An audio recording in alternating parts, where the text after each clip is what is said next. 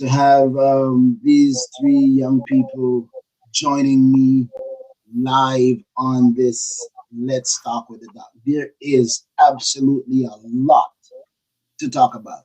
And you can't even imagine how much there is to talk about until you begin to follow us. Because when I look at even the short bio that I'm looking at here, this little not bio, but a synopsis of of these young people, let me just say from where I am. The reason that I wanted to talk to them personally is because I am absolutely impressed, and I mean that absolutely impressed with their ministry, their dedication. And I know I'm an outsider, and the half has never been told. I'm just speaking from one in the distance for what I have observed over many, many years. So I want to get a little bit closer to them to find out what's the driving force behind them, what propels them, what inspires them, who set the pace, and who's following. So I have three these three siblings, the Blackwood Three. I'm calling them the Blackwood Three like it's a band or it's a trio or something, but I'm calling them the Blackwood Three. And I have Nathaniel Blackwood and Dana Blackwood and Devon Blackwood with me on Let's Talk with the Doc. So welcome Nathaniel, welcome Dana, welcome Devon. Good to have you. I am excited just to have you to see what I can glean out of you three, because there is something behind the scene that I have not yet discovered, and I hope I can find out tonight before this live stream comes to an end. All right. So welcome. Are we gonna take it by age, up or down? Which one? They do say age before beauty. So welcome Nathaniel. Good to have you, man. Thank you. Thank you so much. All right. All right. Appreciate you. Thank you. All Grace and right. peace to you.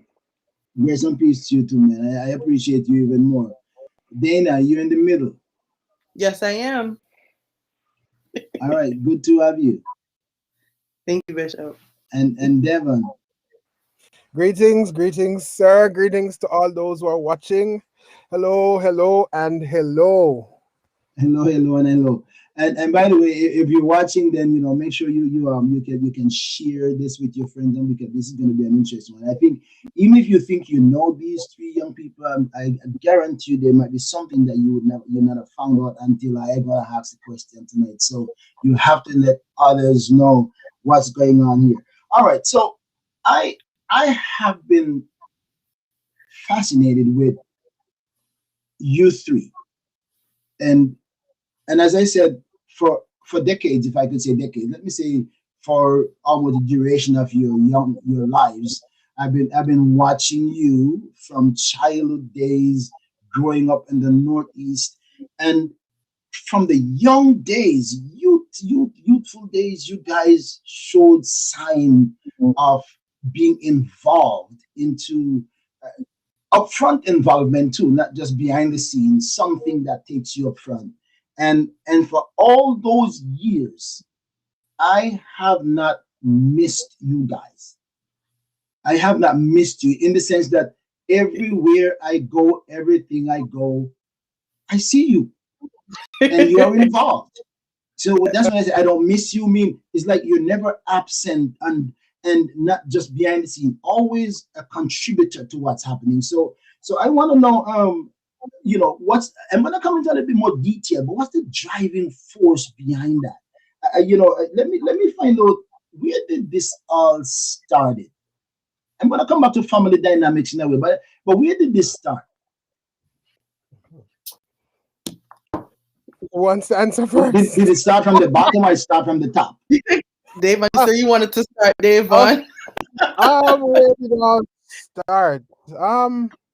Well, I could think back to when I was about 5 or 6. I remember that my father would always just take us places. He would take us to like services across the region, really. So places as far as Binghamton and Albany and all those different things. And one thing that I remember for sure is that My father, of course, is a musician, so anywhere he went, he was playing music. Your And father's a musician, yes, he Yes, plays. yes, he is. so Yeah. that has been that's been a wasted talent up to maybe you guys come and just put him into park. I wouldn't say that, he's Bishop. he's taking seat now. I would say he would a back seat. That's what I call it. But Wow. he's still active in the local church. But he's not What do you play? as What big do you and play? say it again. What do you plays? He plays the electric guitar. So Guitar and he's bass guitar. Mhm. and bass guitar. Yes, Oh babe. yeah. And Wow. so he's been playing in the district for years. He's been playing on the district convention band and all those different things. So it didn't just boof, happen like that. It came from Right. somewhere and it just fell into the lineage of where we are today. And so Okay. Right. and of course my mother actually is a singer as well. She Yes, doesn't she is. claim, but Yes. she also does sing. She can sing a good soprano when the Holy Ghost is in charge. Oh Lord have mercy. I'm not gonna give her the singing. Then if the Holy Ghost in charge, you just singing through her. So Yes, but so music is there. My aunt as well, she's a singer. Jackie Brown, she's a singer as well. So it's in the lineage somewhere. It just came in. So like I was saying, growing up, and for me, unlike my brother and sister, I have taken a lot of the Jamaican culture from my father. So A like lot the of Grace Singers a lot of and it. all of the other singers and so forth and so on. While my brother and sister like people like Fred Hammond and Kurt Franklin, I'm the one who's I listening to still love Grace my Slinger. Grace Thriller. I still love Grace And Thrillers. but yeah, so with all of that, of course, it starts with music for us. That is the bottom line. It was music that brought us in, that is keeping us active, and it's a Mhm. part of the driving force as to why we are here. So I'm gonna stop talking, let the rest of them talk. But that's just the beginning okay, portion. okay, all right. Well, that really that's news to me because as much as I know your dad for so many years, I can't recall seeing him playing anything. You know, he's always been busy doing other things in Right. some other ministries. So Yes. I am assuming that once you guys stepped in and became as good as you are, he just said might as well watch them play. So that's just my thinking. Right. You can say that. But Yes. yeah, he's been playing and he's been doing sound, and he would do like banks and all those things, and he would do Yeah. video and all those things. But then of course we took up the helm and then we just kind of went flying with it. So that's just, yeah, that's what's really started for us. So now you guys really make him look good. Right, in a sense. Yes. Wow, that is interesting. So who started to play following your father first? Who jumped out with playing? Well, definitely Nathan can Definitely talk. Nathan. I did. Yeah. Yeah. Yes, Nathan. Okay, so When it comes to instruments, yeah. how were you drawn into it? How were you drawn into music? What's the influence? Just like wanna follow daddy or what? It was the actually complete opposite. Oh yeah? Tell me what that No, means. no, that's the irony of it. It was Yes. the actual opposite. I didn't I didn't like, and maybe that was the wisdom of Almighty God at the time. I didn't realize Mhm. it, but it was when it got really loud, I covered my ears and I didn't really care for what I was hearing. Long story Because it short. because it wasn't good or just loud. I'm Be starting to honest. wonder if that's what it was. Because the more I think about the story, they said it was loudness, but maybe the good Lord was taking me on a journey musically that I didn't even know about because I had no interest at all. Mhm. I didn't get Okay. accepted in my school band. So I didn't think music was in me, to be honest. And then my Uh-huh. dad said, let's try a thing about 9, 10, and started playing the bass guitar. Okay. Yeah. And then from there, a couple years later, pick up the desire to play the keyboard and stuff. Yeah. Okay. Yeah. Okay. So what time at what age you started playing keyboard? Oh, that came out of a need. And I'm going to say about like 13, 14. Okay. Because long story short, we had a wonderful brother that used to play with us. And then they moved. And they moved and it just left the bassist. At the time, I was just the bassist and the drummer. You can't really do too much in church with that. Yeah. Mm-hmm. So basically, I kind of learned by default. There was a couple people I was watching, and there's a couple people I would listen to, and I would follow the credits of albums and CDs, and I would follow their story and get real intrigued from there. Mm-hmm. Yeah. Interesting. Very interesting. Yeah. Very interesting. All right. That is Nathaniel. So now Yeah. somebody is in the middle, a brother in front, a brother behind. What's Yes. what influences the sister in the middle? Well, musically, I have to say again, it would have to be um, just, I guess, just being raised in that culture of music, as we alluded to with my father constantly playing, the Grace Stillers. I think I can sing every Grace Stillers song on the maybe all their albums. Just being in that culture, and also, children's church. Our sister Yvette, she was our first, well, that I remember, our children's choir director, because I also direct choir. So that was my first experience with music as well, just growing up singing in the choir, either singing solos or just singing, along with the choir. And yeah, and as I grew older, I just fell in love with music. And then, like my brothers, I play an instrument as well, even though they're like, oh, you only did it for a year or two. I play the clarinet. Shout out to the clarinet players out there. I was in my junior high band for about like 3 years or so.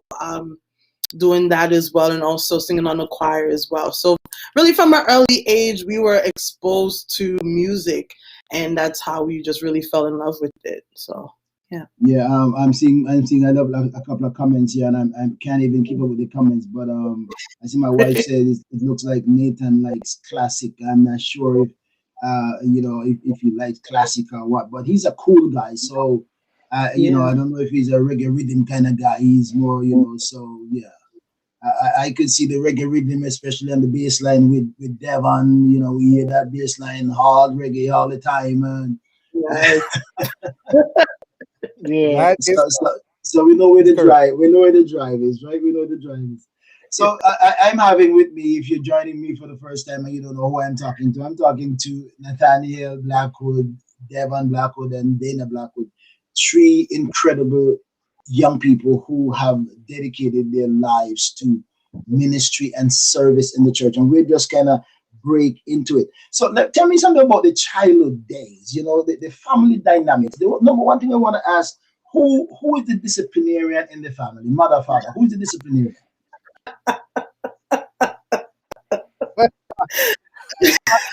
I'll let them answer that one. Ha! I don't know if I should answer that because I was slightly bribed into saying someone else, but both our parents were very strong influences of discipline in our lives. But for me, I would say, sorry, Dad, mostly Mom. She was the one giving us the spankings and making sure we're in tune. And my dad, he would always chase after us as well and correct us when we need correcting too. So So it's a he makes it look like he's doing something, and the mother actually do it. I wouldn't say that. I plead the fifth. I plead the fifth. Mhm. Listen, I'm not surprised, because that's exactly what I thought. Yeah. I thought I would have been wrong, but that's exactly what I thought. All right, let me ask now. Which one are you stubborn? Which one is stubborn and didn't care what they say? That's a very good question. That is a That is a very good question. That's why I That asked. is a very good That's why I asked it. These are great Oh questions. boy. Hmm. Who? That's a good question. That's a good brother Nathan. Would you like to care to respond? Because you're the oldest. Who do you think is the stubbornest out of all of us? I actually think that we all took different angles. Some did it very blatant, some did it very subtle. Oh, okay. I think there's an Okay. equal balance. There's an even third divide because, to be honest, I would say, looking at the oldest, I would say that, what's crazy? It might be between Dave and myself with external. I felt like my little brother was external. I was Yes, Dave maybe on internal, and definitely Dana was definitely right down the middle in the when middle. she didn't Yes. want to. I feel like Dana was the easiest to comply. Okay. Okay. All right. So I can see, Easiest, yeah. I see somebody on here, somebody on Facebook saying, "Answer Devon, talk the truth," and I'm not going to tell you who said it. You can find it out later on. We thank the Lord for But that's salvation what I'm Yes, saying. you and a do. good I transition. just think what it is. I think honestly, it's just a matter of, like, you would have to say, name the scenario, because a lot more people would have more stories about Dave. To be honest, Yeah. Okay. not to say that we haven't been guilty. There's some things that only God in the grave should know. So let me. Okay. So let me ask a question. Did you guys push Dave in front because he's the youngest one? Ooh, Hmm. That's a good question. That is a You good see, you keep on question. telling me I'm asking good Um, questions. So Yes, Bishop. It's a these good are some question. really good questions. Really good questions. Hmm. it's Hmm, because I have an answer, but it's from Mhm. my perspective. I would say that each of us got pushed in our own secret in our own time, because there Yeah. was a I, season where you say it was mhm. just really me, but I was Yeah. like by default, because I didn't want to go half the time. okay. Now All right. the places I You're wanted right. to go, but I went. I was the good soldier, I, and I could bit my teeth see a that. lot of times. I could see that. I could But see that. for sure, I see. Go ahead. but for sure, like, I think everybody got a push in their season, because to me, now it would be Dana, because not because she's behind the scenes, but because what she does behind the scenes so well, she's becoming more recently. Not saying that Davon and I ain't it, because Davon's gonna always get gigs, always gonna get phone calls, myself. But to be honest, I would say just right now, it's a clean rotation. Like, the more I think about it, it's an even rotation. But at first, it started Absolutely. with me, and I would say Yeah. then Davon. But that's really because Davon, I'm talking about outside the local church. If I was going to say about local church, all three of us probably came in as a package deal, but you didn't see the Yeah. fullness and the fruition of our growth until we got into our high school years, respectively. Yeah. I agree. Wow. yeah, if I could answer with that, as Nathan said, he said it very well. And of course, um, like when you're a musician, you're always trying to help those coming up who are younger than you, right? Hmm. I can remember the first day Nathan showed me how to play the bass, because I wasn't originally a bass player. I started playing drums first, and then I went to the trumpet because of course, elementary school into high school, I was playing trumpet, and so I would play trumpet alongside Junior Lenworth Junior James and Tyrone Benjamin, and we would play together at church. And then a few years later, Levon James came along, and they started playing brass. We started playing brass, but then we had no bass player, and so I Right. asked my brother, show me how to play the bass.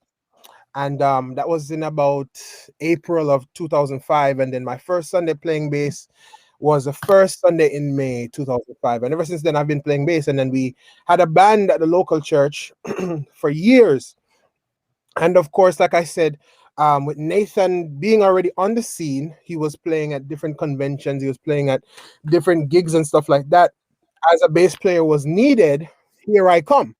And then Mhm. once that starts happening, the praise team needs an alto, or the praise team needed a tenor, or the praise team needed a soprano. And then we would say, okay, well, here Dana is. And so it, Mhm.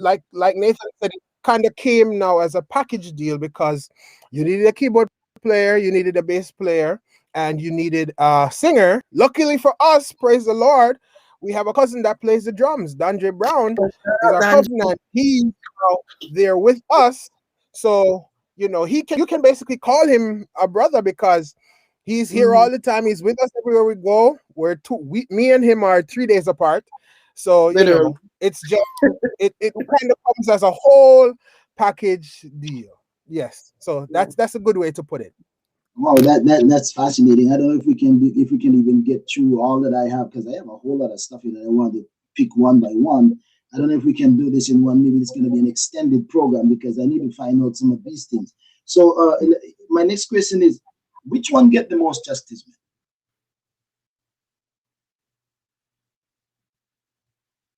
Hmm.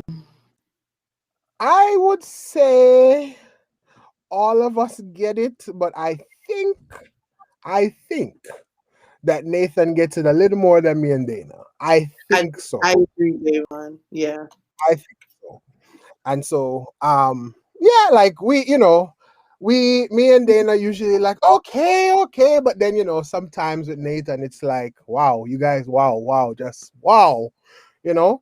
But I think so. I think so. Maybe Nathan can see it differently, but I would say so. Me and Dana agree. So I guess that would be the answer. I don't know what Nathan Yeah, Well, has to say. I agree. I would say so.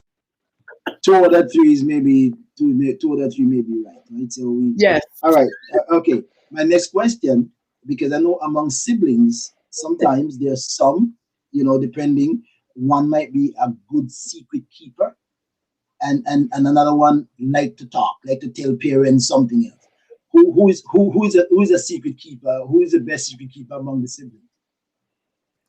So it's funny. I I would would tell you, say, Bishop, but I go ahead, go ahead. go ahead, go I ahead, would because tell I was you, thinking of but those here. I I'm I would rather go with I'd rather go answering choice B.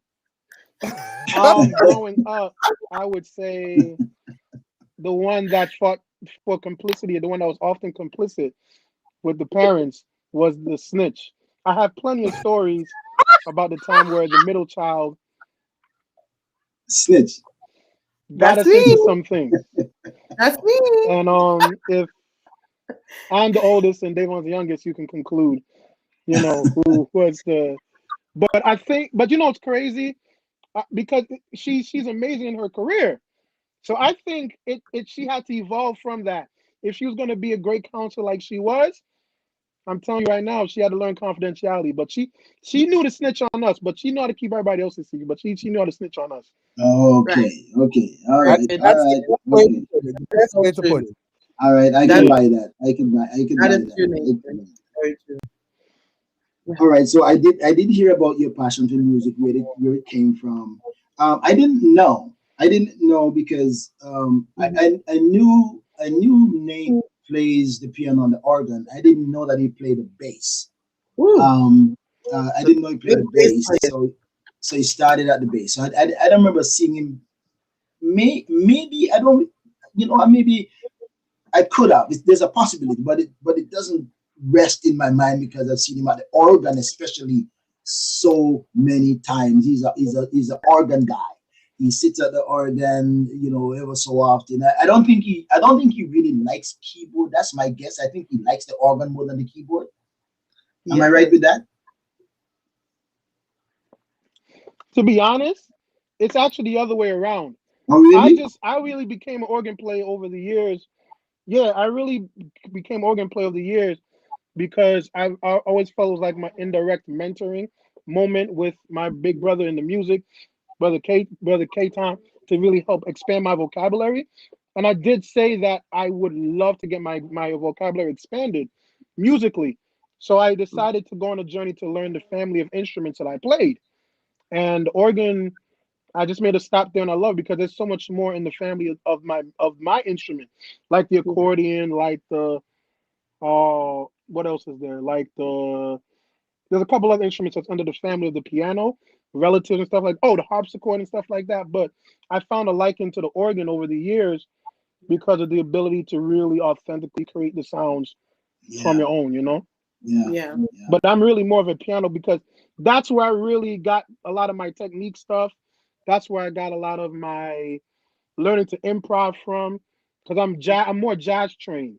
So I was hmm, jazz trained first on the piano and then Yeah. little by little translated on the organ. Right. okay. I hope you guys can see the chat on this on both either side because people are suggesting or asking. So I hope you can see that. Okay. So now, before I go into what you personally do individually, your profession outside of the ministry. So we can talk about that a little bit. Again, if you're just joining me, I have Nate, Nathaniel Blackwood, and Dana Blackwood, and Davon Blackwood with me on Let's Talk with the Doc. And if you have not yet subscribed to my YouTube channel, it's a good time to do that so you never know who's going to be on the next time. And follow me on Facebook and check out my website and check out my podcast and all that. There's a lot going on here. Let me let me who is the biggest influence among you three? Who tends to take the lead and others follow?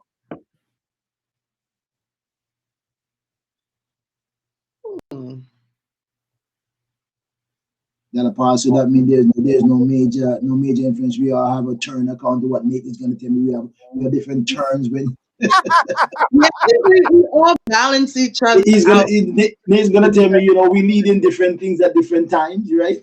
Yes, definitely. So, like for me, I'm the leader. Like when we go out to eat, I'm the person that's like making sure the bill is paid, tips. I mean, there's a lot of stories. I know Nathan and Davon and my friends that are watching. They know that you come paying. You think you're gonna pay $10, you end up paying $30.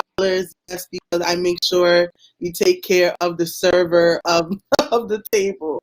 But I take Okay. the lead more so that sense. So Nate and Davon, what do you guys think? Where you guys lead? So my wife asked if Nate is the one that preaches. I don't know. I think Davon preached. So I don't know Davon if preaches too. Davon is and a preacher. yeah, I know. I haven't sat under one of his sermon per se, but I got. I think I may have heard. Yes, I think I heard one of his sermon once. So yeah, Yes. he can preach. He can preach. He can preach. It is one of my most I think unused I think gifts. for me, No, Yes, I agree. but yeah, but Say thank that the Lord again. for that. That's one of I, your I was passion. I said that's one of my most unused gifts. I have Yeah, my little spurt, but Nathan is the known preacher for sure. yeah. And He's the so and so known. and so everybody called Nathan and overlooked Dave and say, Right. yeah. And then he said he preached too. Yes, he Yeah, It's does. all right. It's but all I right. know I know Nate, I know Nate is a well, preacher because actually, we've seen him I already. would say that I would actually say there's a even divide. I wouldn't say that my sister's a preacher. She knows how to give great exhortation, and she also Yes. knows how to give instruction through teaching. I think that's one of the Yes. blessings of her in her field. She understands the temperament of people and what's necessary down to the tone of voice. So she Absolutely. knows to be an exhorter and encourager. That's what makes her a great counselor because that's her profession right now. So that's what Yeah. really is interesting that it makes sense because she knows how to fit the timber of the time and give timely advice. So he's really giving you the kudos. And Then he's Davon, really and the thing Davon is right. I would say he's really a strong encourager. And he has I would say that it's underused because he has a gift of helps that's very strong and Yeah. day to day influences on the life of people. Davon delivered, I think, one of the most powerful local church youth ministry addresses. I think, to Yeah. my knowledge, Yes. because he and Dana are directly involved in youth ministry. But when he was a youth leader a couple of years ago, delivered a very powerful address, a very poignant. I mean, you that if you weren't sure you could preach that day, that's the day in 2017 you found out for sure.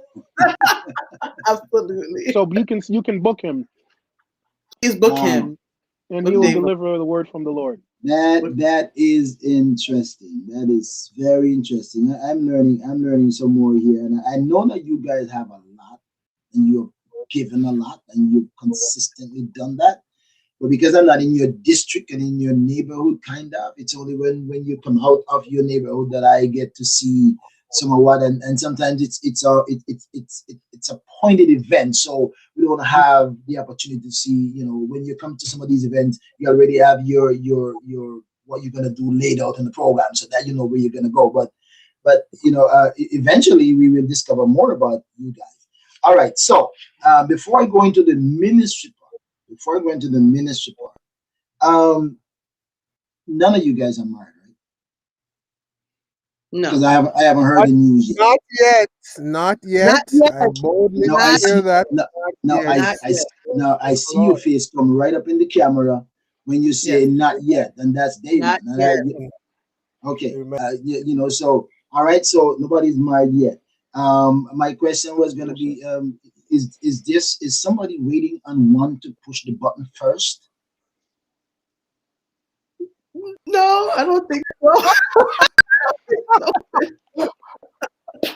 I No, don't. That's a uh, very good question. Yeah. it is. It is a good question. Some time ago, it was said that I would have been the first. Yes. But Yeah. you know, time has gone on. Certain things have changed. But I'm praying that I am not, because I am the youngest. So I have a little time. Well, But I don't know about that. I don't know about the little time. I don't know you're who very gives right time. about that. You're I, very right about I that, don't because I don't know I'm who pushing gives time. right, right. But Yeah. that's just I would say at that time, yes, it could have been me, but now we just don't know. We don't know. So you were you were That's you what were you're sparred to make a move, and then what? things just made a turn. That's what I would Okay. say. All right. Certain All right. things Yeah. didn't There's a work there's out a the way that detour. Right? We're gonna leave it right yeah, there. We Right. gotta leave there it you there. go. We There you talk the go. rest offline. Right. Yes.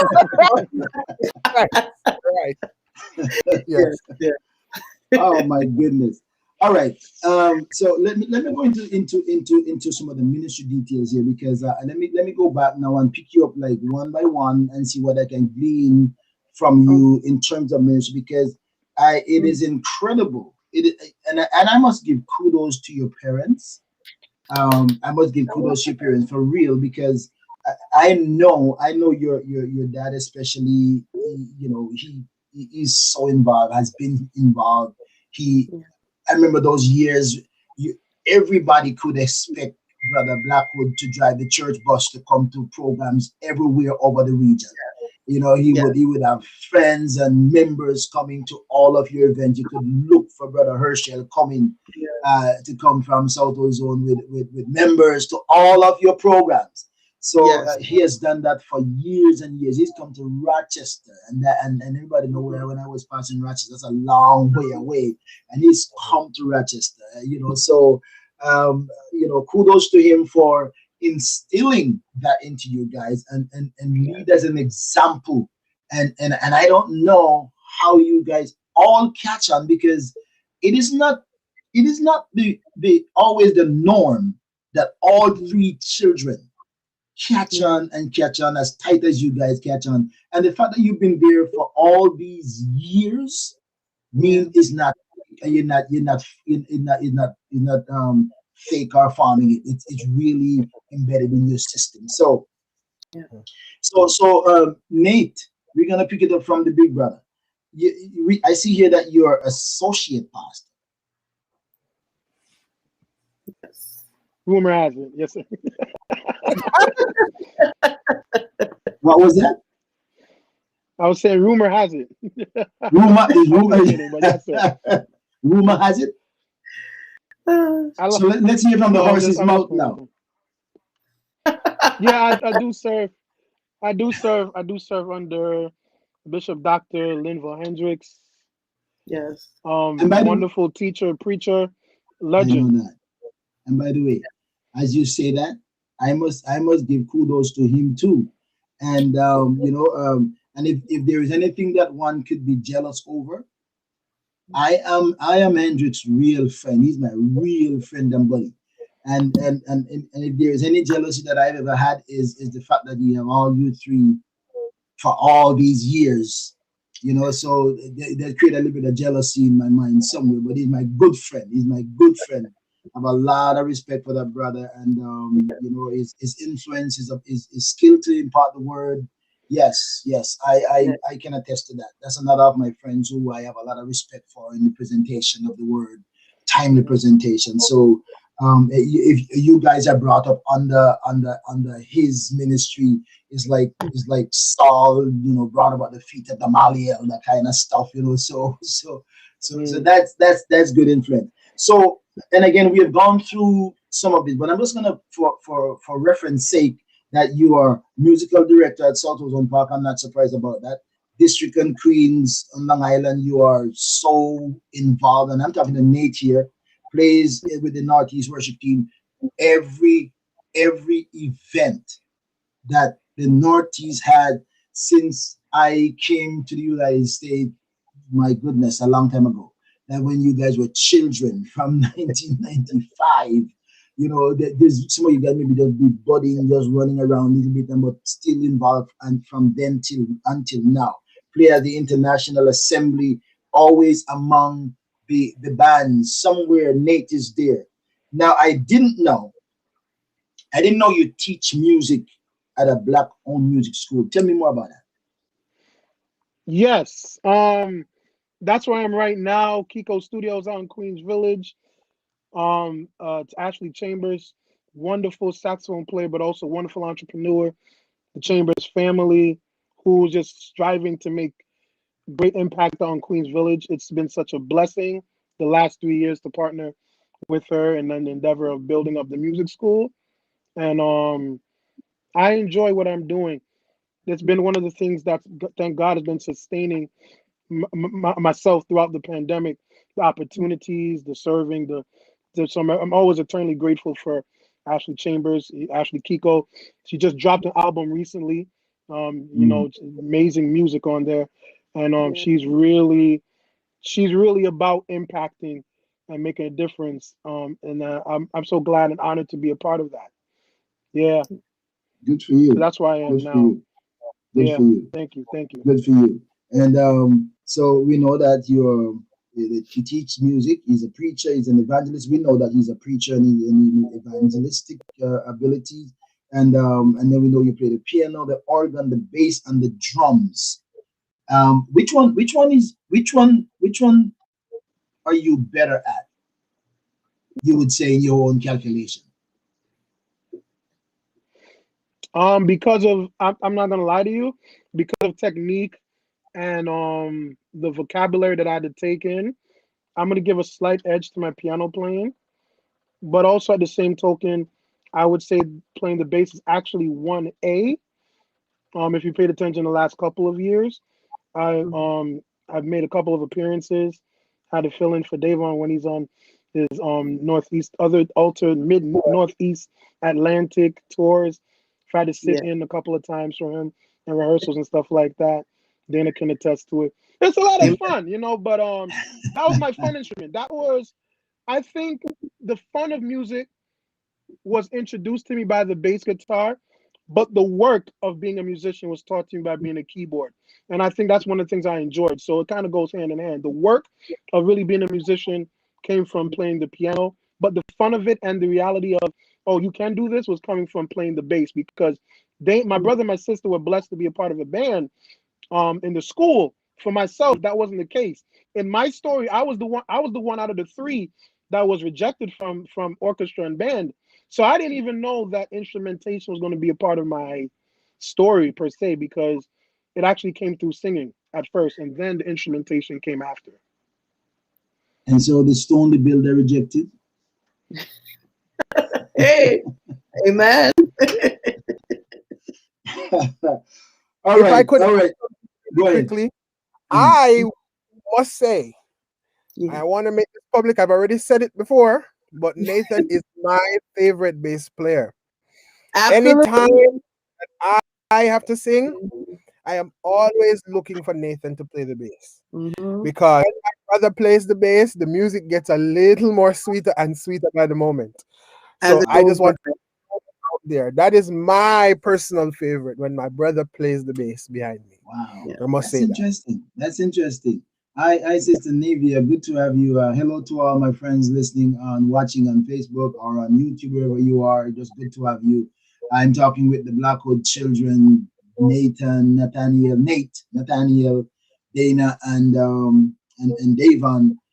Yeah. Fascinating children who have dedicated their lives to serving the church. I would to God we could find a few more families not only belong to a church, but are major contributors to the ministry, the function, the operation, the structure, of a church. Not that you gotta, because what it appears to me that people don't have to search for you guys to get you to be like you're there. You're part of the life, the organism of it that keeps it Mm-hmm. going, and that is amazing. That's amazing. And that's one of the reasons why I want to talk to you guys. And come back to Dana in the middle, core youth leader, local and district, Queens and Long Island district youth director and assistant worship team, choir leader, regional youth camp director of junior camp, trailblazers, also known as trailblazers, work in the financial team and treasurer as support. I'm just reading down working with children's church as teacher and support also local women's ministry as technical support, right? so Yeah. so tell me a little bit because I'm going to get into the big one in a little bit. The big one, I'm going to get into the big one. I have a couple of questions when I get to the big one, but tell me a Sure. little bit more about all these involvements, in the things that you do. Sure. So I must give credit to my mom. Shout out Sister Audrey. She really helped to enhance that gifting and love for children and young people. She was the children's church and Sunday school director, South Ozone Park for mom. Don't kill me. I think 20 years, guys, or 18 years, somewhere there.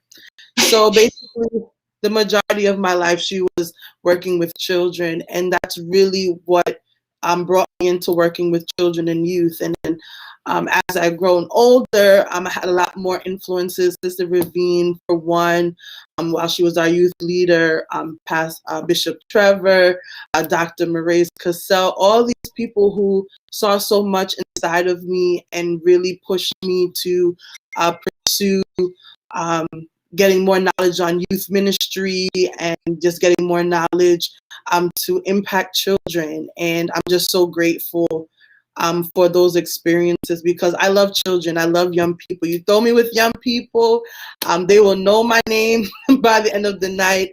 They will know, okay, Sister Dana, she's crazy. She's real. She's authentic. She's someone who I want to be around and really know more about the God inside of her.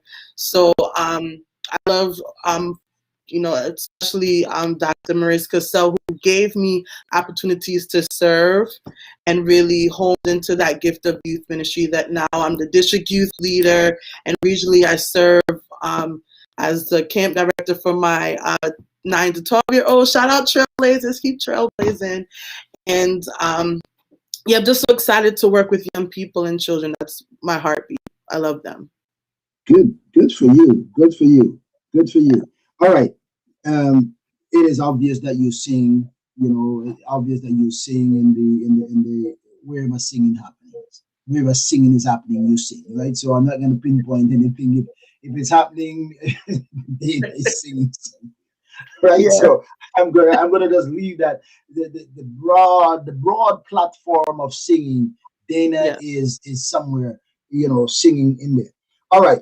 Um, so we talk about this the singer, choir leader, teacher, mentor, small group leader, and then interesting, you play the clarinet while you were in school. So now you have outgrown the clarinet, or you still sharpen your lips Mm, now and then? I'm not sharp on it still, but if you put it in front of me, I could play a little tune for you. I remember my hand placement, so I could play a little tune.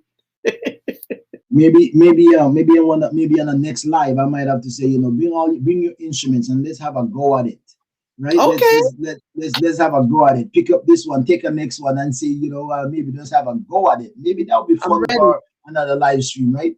But that's something for the future. All right. What fascinates me, Dana, is that as I get to find out that you're a marriage and family therapist, Yes. and I'm hearing this, this new fascinating fancy word, I'm a relationship therapist or marriage therapist, and so tell us more about what are the duties or responsibilities of a marriage or relationship therapist, this nice fancy word that we drop in the middle there, what's that? It's as you said, is relational. It talks on the relational dynamics of a family. You have your mother and your father, your parental figures, and your children, and there's always some kind of sometimes like a stress or struggle. So you might have a kid that doesn't listen and is rebellious, or you might have a spouse that doesn't communicate well. So that's like just a few where you see we would work out and just talk out just different situations. But my real passion is couples, that part of couples therapy. I am seeing a lot of couples, and I'm seeing just even in this time of COVID that a lot of marital relationships have been stressed or have been enhanced. It depends on the couple. And just working with just a few couples at Holden Hope MFT. Shout out to Mara and Melissa. Just working and having the experience to really help couples navigate and work on communication skills and work on problem solving skills and just work on their relationship together with them, other being as a referee, being a coach, being a mentor, being a teacher. My role has so many avenues that I can go and explore. So just depending on the couple, if you need help in, as I said, the communication, you're arguing a lot, or one spouse is saying something, the other spouse is like, what are you saying? I don't understand. There's tension that builds up, or you have that spouse that goes from 0 to 100 in a conflict. I come in and I help to try to de-escalate or to help relationally, whatever the issues or problems that they have. So, yeah. So okay, so let me ask you this question. Mm-hmm. At what point in your life as a young lady that you were influenced Mm-hmm. to take this path? So I must say, when I was, I want to say like probably elementary school, I overheard my parents talking about a couple who were thinking about getting a divorce. And even in my little state, in my little mind, I'm like, oh my gosh, I want to try to help to keep this couple together. I want to try to, if I can talk with them, even just in my little state of mind, being a little 8, 9-year old, wanting to help that couple. I think that just grew on as I got older and older, just getting exposed to other families who needed therapy. And in the church is like, where can we find a Christian therapist? Where can we find a Christian marriage and family therapist that will help us work through our issues, but also interject principles of God and of the Bible? Where are those people? So I was looking around for those people. I'm like, there's no one in my immediate span or my immediate reach. So I'm like, God, this is something I want to do, and I feel that you called me to do this. So I did my journey of going to school. Went to, got my education from Nyack College in psychology. Then I went to Liberty University to get my master's. And even in that is just a whole nother story of just about how I really saw God working in my life because I finished that Liberty, and then they were like, you can't graduate because you have to do these different courses for New York State because it's based in, I think, Virginia. So I had to come back to not come back to New York, but I had to do school in New York, finished up at Hofstra University, got my education, and I just saw the hand of God at work even in that. Even when I feel like I should give up or feel that this is probably not what you call me to do, let me just be a teacher, let me just work with young people. God said, no, I need you. I called you for a season and a purpose and for this time, and I'm not going to call you where I can't keep you. So that's really what encouraged me to keep going and pursuing this. And now I feel so liberated and so free to work with couples and family, and people can call me like, Sister Dana, such and such having an issue, I need your help or advice, and I can do it because I've got the education and the backing from the New York State and all that stuff to work with families and couples. So I've just really been blessed. That is fascinating. That is really fascinating because one would think that, hey, if somebody is going to be a marriage counselor or a marriage therapist, a relationship therapist, one would think that one should be married. So you can say, Right. I have hands-on, experience teaches wisdom. So that helps, but to be driven by that, and as you when I read that the other day, I was talking to some high school and middle school and college student on one of my live a few months ago, and one of the young ladies, she's in high school. When I asked what they want to do, their aspiration when they grow up, she said she wanted to be a marriage counselor. Yeah.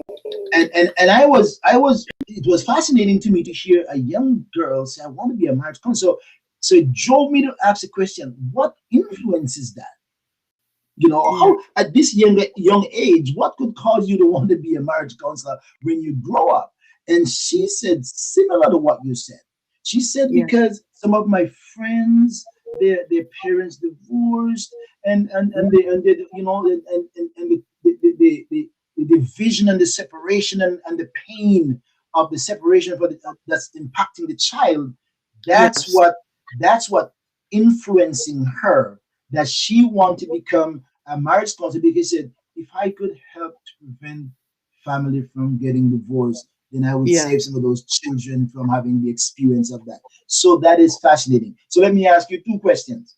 Yes. Um, um, what surprise? Tell me maybe three questions, and because you are the therapist and the counselor and and we've gone through all the music already. Now we got to dig a little bit deep into who you are and what you do and your experiences, because now this is relational and personal, other than holding a microphone.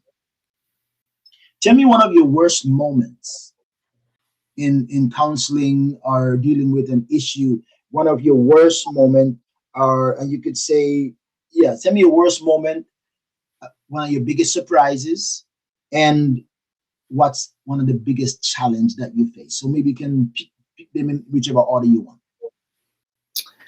I was thinking, it's so crazy. I'm thinking back to my last client that I had before I left. So when you do your graduate program, you do you get your hours, or you get to see clients first within like an isolated school area or somewhere that your school sends you, and then you go to another place for the practicum. So before I was leaving to go to my practicum, I had a client, and that client, it was a young lady, and she was having issues with her mom and those people, and it got so explosive. I sat down with them, and it went from 0 to 100.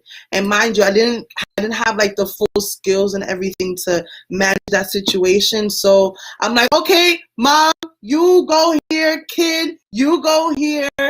And I was just like, God, please just give me the wisdom on how to maneuver through this situation, because it was very, very, very explosive without, giving out confidentiality of the issue.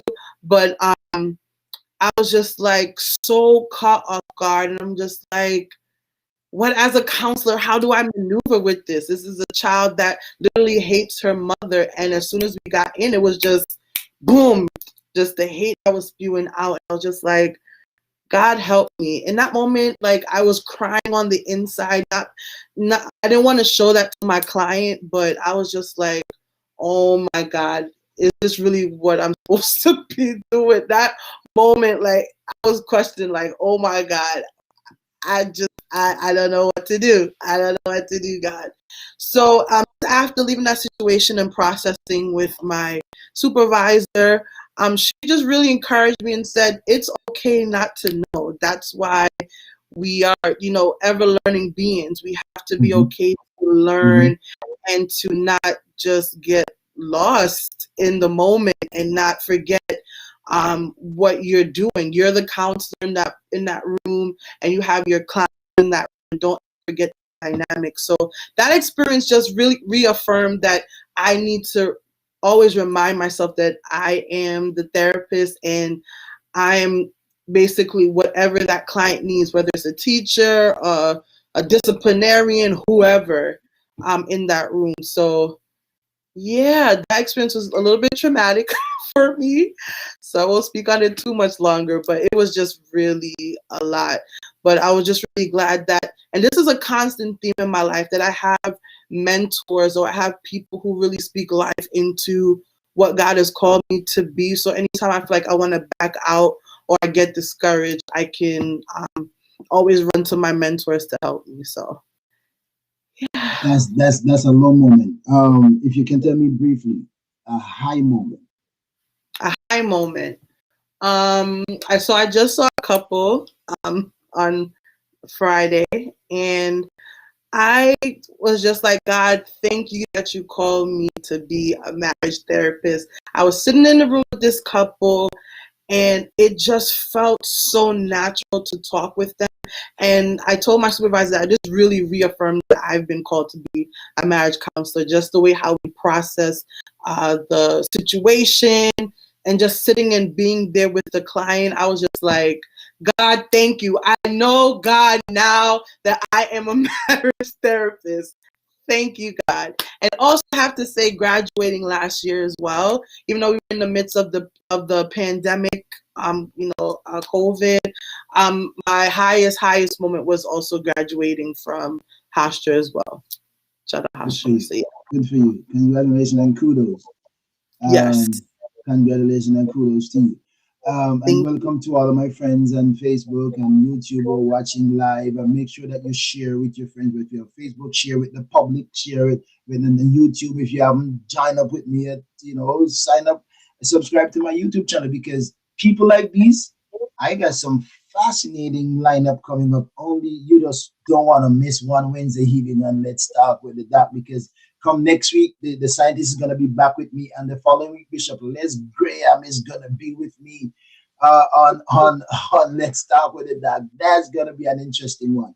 All right, I mean, we haven't even touched your brother yet, so we're gonna go over to the technician now, right? We're gonna move on to the technician. Thank you, Dana. Thank you, Nathaniel. Let's go over to the technician. So he's a lead technician and building manager. Building manager. So tell me about that. The lead technician and building manager at South Ozone Park. That sounds like a big assignment to me.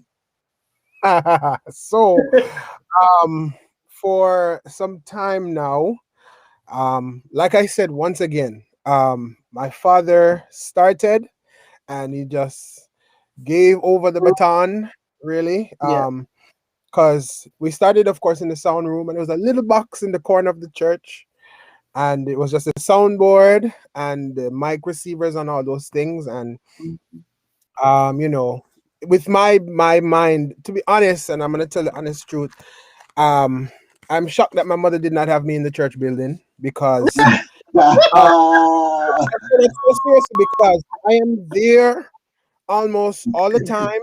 I All the am time. in my church, I'm in someone else's church, and I'm in someone else's church doing something. It's not like I'm just sitting there. Even if I try to sit down, I can't sit for long because someone knows me there and they say, "Hey, come and do this." I'm telling you, and there are Because witnesses that. I am thinking right now to call you over to my church, so straight switch. Okay. Go, J-Pod. Yeah, but I'm telling you honestly, and I've gone as far as like churches in Connecticut, churches, even in White Plains, not non-Church of God of Prophecy churches, but I'm just there. Like if they need help, I am there. And so, like I said, time goes on, time moves on, and as I'm doing all of these things, I'm getting a little more experience. Of course, you begin to learn a little more and you have more knowledge, and then you realize that what you have at the church isn't quite sufficient for what is in your mind and what you want to portray Mm-hmm. to the church. And so my step grandfather had a little camcorder, and I became very fascinated with recordings because there was a brother at my church named Brother Thorpe. He used to record on his little camera in the church, and he would sell off his tapes and stuff, but that kind of dwindled off for a little while. And so I took up that responsibility again with my little camera, and I started recording. And then as time goes on, things expand, things begin to grow. And so now we have a nice little area in our church where we have 3 cameras, we have projection, we have good sound. All those little things are coming together because there's just a little vision in the mind, and you kind of run with it. Mm-hmm. And so that's how that became. Short story, I'm giving you a short story. And then building manager, funny enough, came right before COVID. So a couple of years ago, I think it was 19. I can't even remember, to be honest. COVID kind of messed up my years. But I think it was 2019, or the end of December 2018. There we go. We had a business conference, and my pastor pulled me and another brother at my church aside and said that I want to change the carpet and I want to change the lights, right? So like I said, you tell me one thing and in my brain it becomes a million things, and that's the honest truth. And so he said that, and I said, okay, no problem. So I got onto it. We started with the floor, we started with the lights, and then we realized that the carpet wasn't doing too well with the floor, with the chairs. So then had the bright idea, let's change from pews to chairs, the individual chairs, Mm-hmm. because of course most churches are modernizing now, so you want to have a little Right. more Mm-hmm. versatility in your Flexibility. building. Yeah. Right. Mm-hmm. And so we started there. And then for a few years, the ladies wanted to redo their bathroom, the ladies' bathroom. We took on that next project a few weeks after we did the men's bathroom. And we just started fixing up little as we went. And then the outside of the church was looking a little rough. And so we redid the outside of the church. And of course, like I said, I was at church all of these times. I was there from when they rip out the ceiling to when they put in the last tile in the ceiling, like all of those things. And I remember distinctly, I didn't leave church till like 6 o'clock the morning, the Sunday morning, and I got back to church for 11 because I wanted to see the reaction on the people's faces to see what they look, how they like the church. But those little things, became, and we are now doing a few more projects, of course. As time goes on, as other pastors would know, it's very important to keep your building up to date with permits and little things. Mm-hmm. And so we're working Mm-hmm. on those. So with that now, I have now taken the responsibility of becoming building manager, and helping to make sure that all of those things are lined up and put together and all those things. And then eventually, once we are finished, because we are getting ready to do our basement, once we're finished, we can now begin to rent out our building to others to use, other smaller churches or whatever. Have a little business mindset in regards to your church, because your church should not Mm-hmm. just be put together, clap hand, and go home. I hear you. There I has hear to you. be other I hear you. ways that you can build your church, build the finances of your church, and also be a blessing to your community. So those are things that, just to keep it short, like I said. But if I'm really honest, I have literally been in the church all of my life. My pastor will tell you that I even started a church under him. I was a children's church pastor for a few years. I mean, I was down there fixing up. I made a little box podium with a big printer box and an apple juice tin and put a white sheet over it. I mean, Oh I've been in wow. the church. I have been there. I have done it. I'm telling you. So That maybe go back to that maybe go back to my days when I used to have my own bamboo guitar. You know, you just wanted to build my little guitar with a bamboo because we couldn't buy one. So yep, yep. You build until you have what you have, and I think that's a part of the process as well. If I could just throw that in there, you oh, have to. I see your daddy saying something. You like father, like son. Great job. Right, Love your right. son. So he's so braggadocious out there. You know, say so what he's implying that he didn't get this from himself. He did get it from me. So we giving him Right, credit. right. In other words, right. Just throwing it out there, just throwing it to the wolves, right?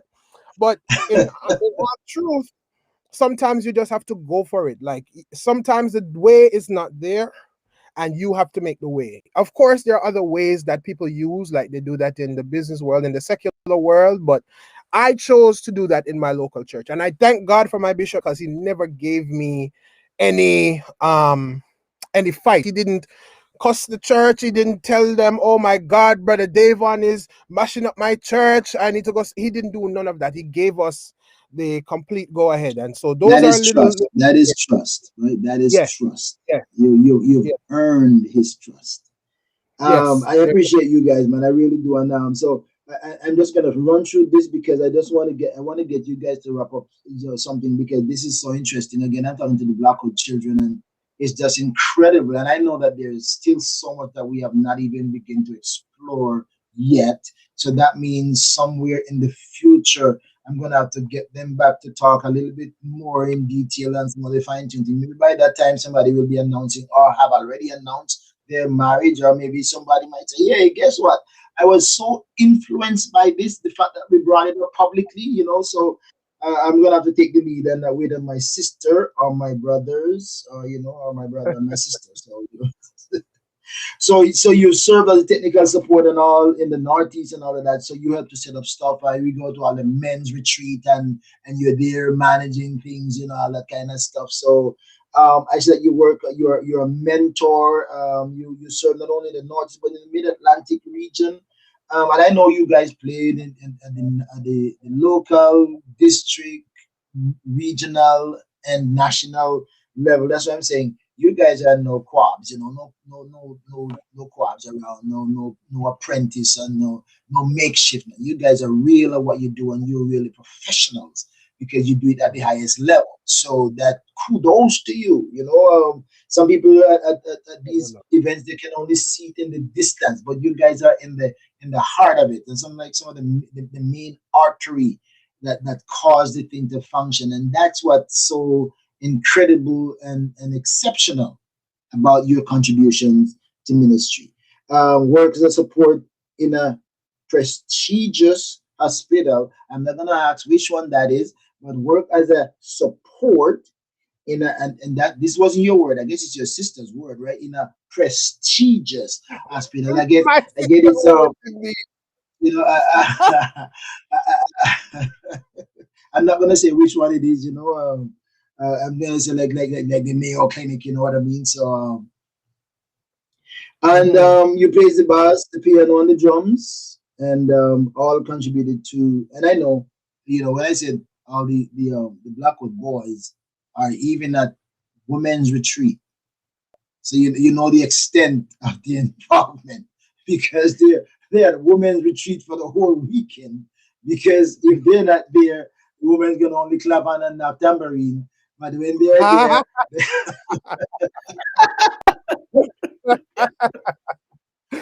Oh Lord.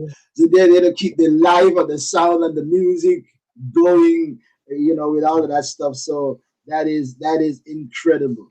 I am enjoying this, and my goodness, all good things come to an end. But I want you to tell me, guys, I am so appreciative of having you, and seem like it's such a joy to be with you. And I hope that we can do this another time, and we can calm down the next time because now we are rushing through to cover so many different areas, But tell me in your wrapping up, tell me what your day or a typical week is like.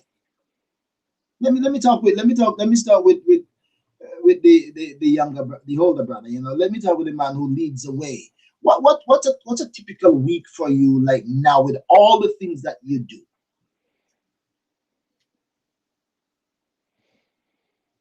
Um, let's see.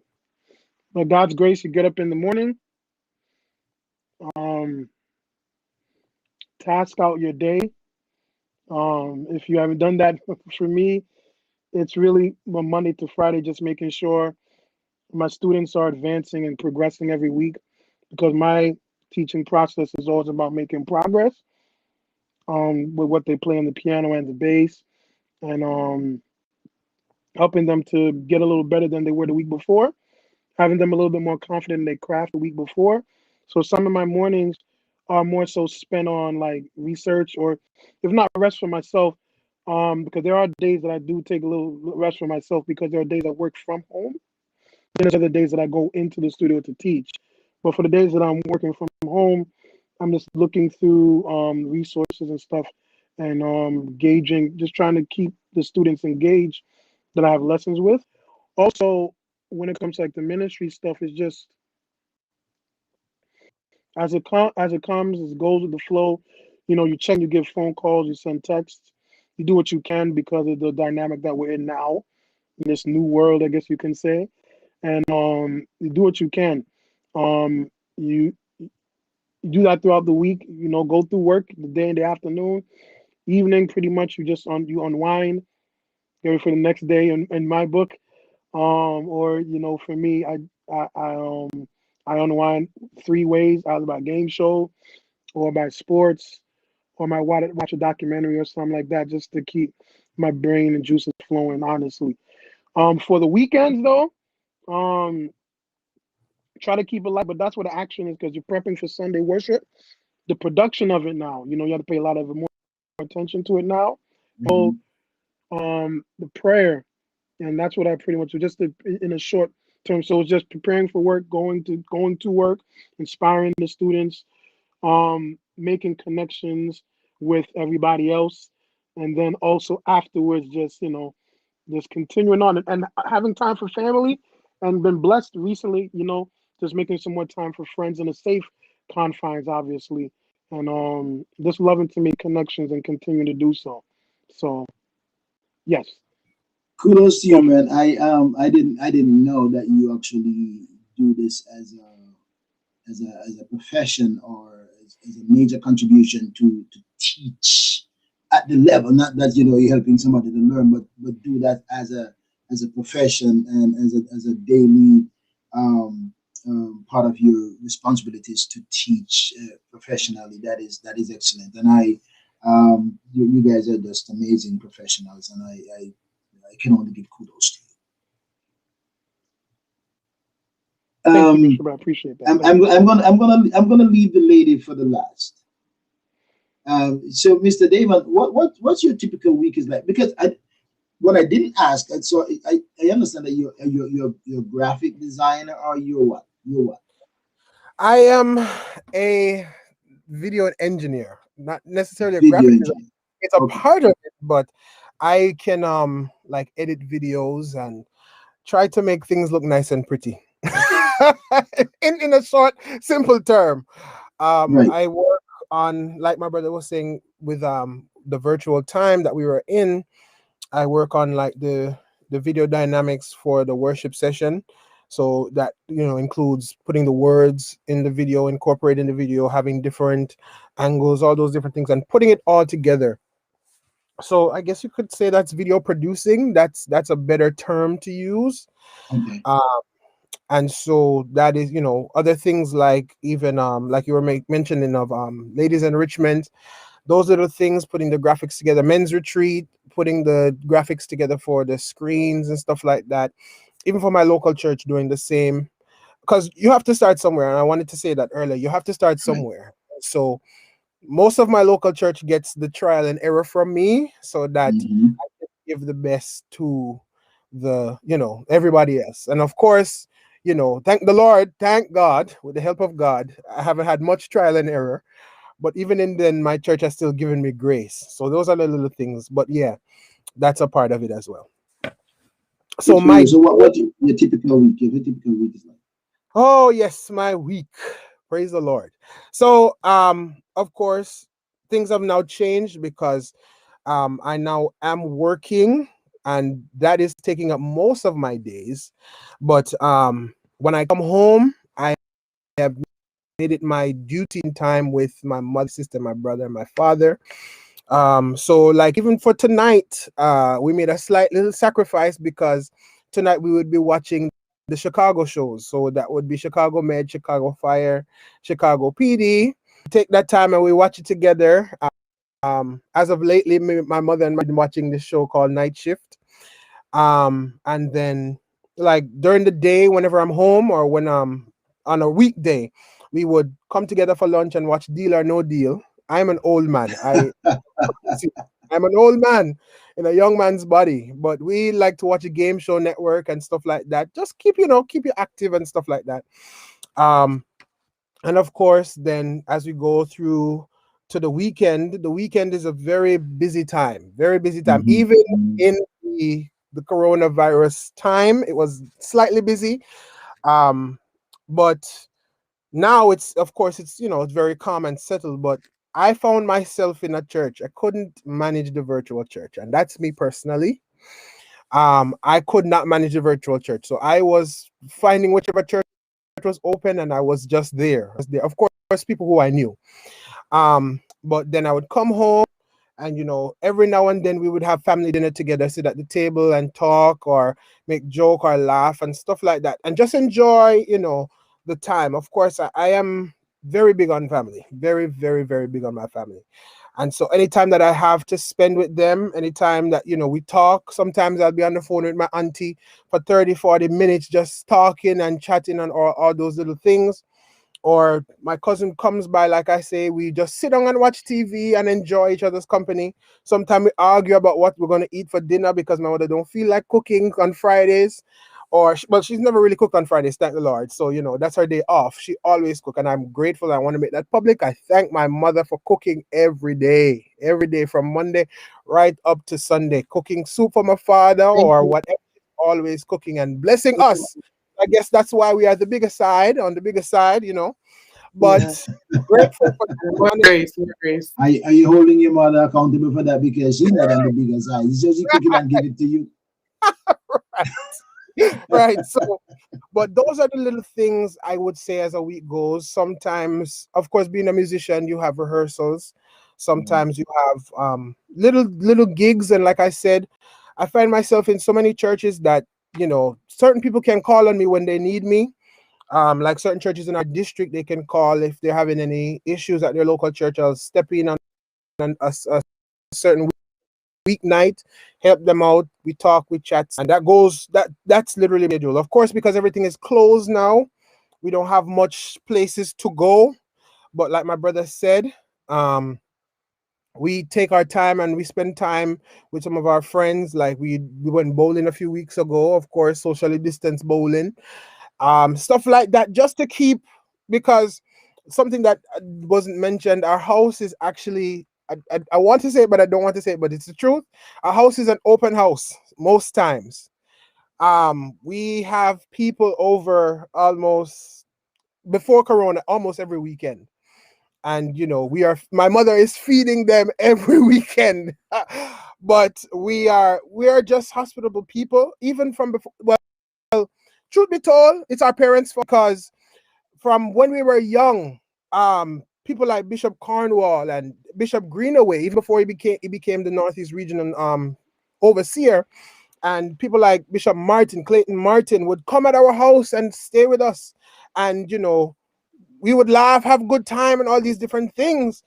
And so it's just been a part of us. It's just carried over and over, and now we have our friends over and enjoy domino games and all those different things and such alike. So that's what a Yeah. week looks like for me, plain and simple. Wow. Mhm. That is so interesting. Well, before we wrap, let's get there. Maybe I'll give you in a nutshell now. What a typical week is like, because I know you guys are, I don't even know how you guys, all that you do on a consistent basis. I don't know how you keep those weeks going week after week after week after week. I don't know. Yeah, so thank you, Bishop. Just I guess to echo the sentiments of my brothers. My week is, of course, Sunday service, worship, and the week I see clients. Yeah, about like 3 days out of the week, and I work another job on other 2 days. And my phone stays open to Sister Vivian. She normally calls. I love you, Sister Vivian. Um, she would call me to just do some different things for women's ministry, whether it's like flyers or now I'm helping her out with Sunday school now because she's a Christian education director. So it's always check-ins from Sister Vivian, and then also throughout the week, I do stuff for the church. So whether it's flyers, right now we have our couples retreat coming up. Whoop. So if you're a couple, make sure you sign up for our couples retreat. But right now I'm working on couple retreat things for this weekend. If it's camp, if it's youth ministry, I just every day out of the week has a little bit of something to do with church. And I just love, as Nathan said, we have like a self-care Saturday where we hang out with our friends, or we do FaceTime with our friends or something like that, where we get to interact and have fun. That's not just church, church, church, church, church. There's a break to have fun and to be relational with people. So that's what my week. Oh, and also Friday nights, I'm also active in our local church youth ministry. So I usually spend my Fridays preparing with Sister Cato. Shout out to Sister Cato, our youth leader, just giving me the opportunity to do what I do for youth ministry. So now we're going into district convention season. So now the weeks are going to be going for district convention. So yeah, usually my week is very active, Bishop, but I'm thankful to God that I have support from my church. I also meet on Tuesday nights with two of my girlfriends for ministry. They pour into me. I pour into them. I feel like it's so intentional to have friends who are in ministry and can pour into you and encourage you while we're on this journey together. So yeah, that's my week, Bishop. And listen, I must say, I am so thankful to spend this time with you guys. I have gotten to know so much more about you in this time that we spend here than I could have gotten by meeting you at events.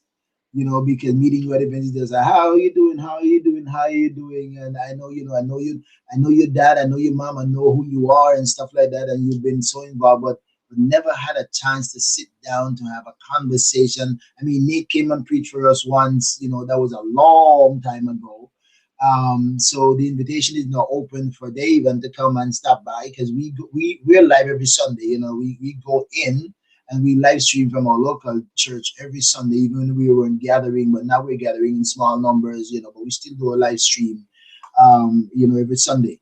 But it is so interesting to talk to you guys. Does anybody ever tell you that you sound like your daddy, Dave? I hear it just about every day of my life. Every Good, day, good, every good, day. good, good. Because somebody could just put you in the dark and make you talk and think that's her show. All the time, all the time. And it's funny, I want to make a little joke for some time. Like I said, we had a few people come by the house, and Pastor Derek Cornwall was one of them. And in my younger days, he came, I think he came for a little while. He was here for about 2-3 months. And I just, like, I became his wingman. Like, I was under his shoulder.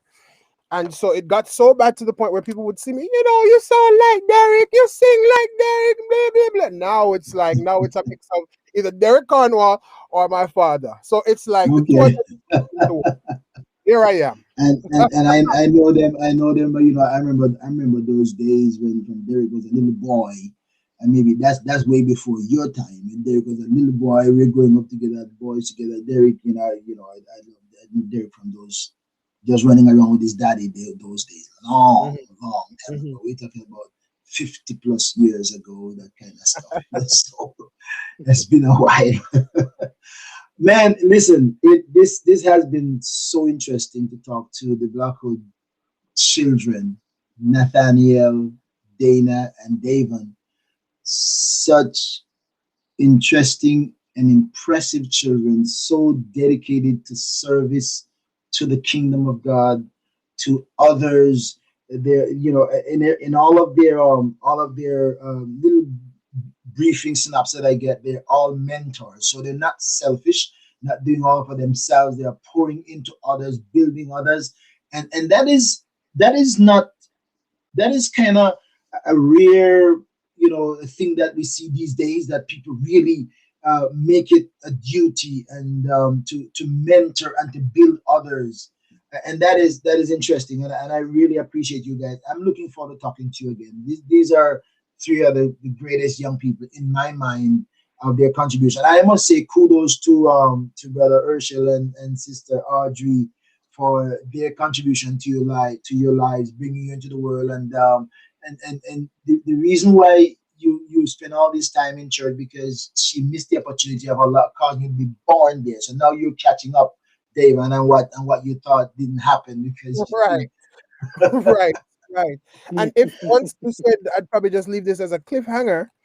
But of course, everything comes with a price. And each one of us, my mother, we sat together one time, and my mother told us a story that there were certain complications with each one of us.